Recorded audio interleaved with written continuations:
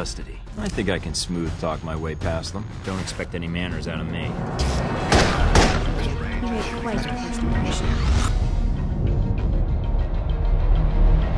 Our basic goal going in was to figure out how we wanted to use dialogue to tell the story, keep it very tense, and yet at the same time have the, immense production value, great looking characters, and awesome VO.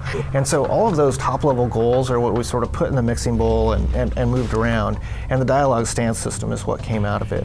There's some things I'd like to find out before you stop breathing. Charming.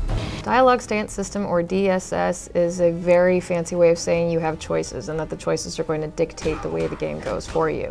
If you go through the Dialogue Stance System and decide to extort somebody and another player decides to execute them, there are totally different options that come up. Why are you wasting my time? Drinking alone is time well spent then. We provide different options, so it's a little bit of choose your own adventure. Why are you wasting my time?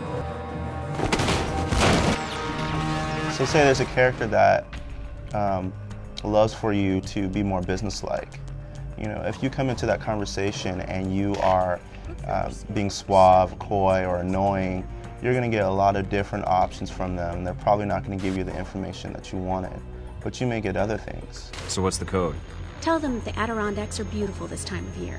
The player actually has the option to be the dick or be the hero, be completely in the gray.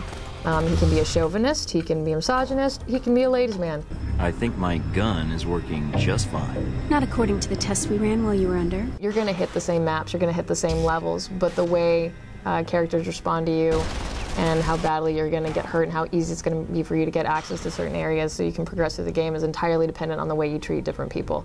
We work together, we both get what we want. In a film, people play off of each other in a realistic and very timing-sensitive type realistic conversation. So essentially, you only have a certain amount of time to respond, but it gives a much more cinematic feel. You're not waiting for somebody to respond. If your objective is to reach the train, then we can help each other out. After that, I can't make any promises. Nor can I. Alpha Protocol has quite a large amount of dialogue. Not as much as some of our games like Planescape Torment or even Neverwinter Nights 2, but there are a ton of characters that you talk to. What makes you think you're ready? Because I tell you, we get a lot of recruits in here, and you're not convincing me.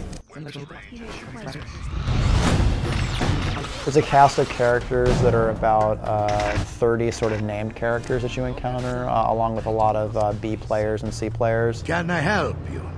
Or are you going to stand there and insult my shop all day? I initially thought it would be much more of a challenge, but once we actually got in the studio and the voice actor who plays Michael Thornton, he picked it up within one dialogue. What I don't understand, though, is why we're talking at all. Unless keeping me alive is important for some reason. It's all about testing the environment and seeing if the environment bites back. So Alpha Protocol should provide the same sort of experience for the player where it just might bite back.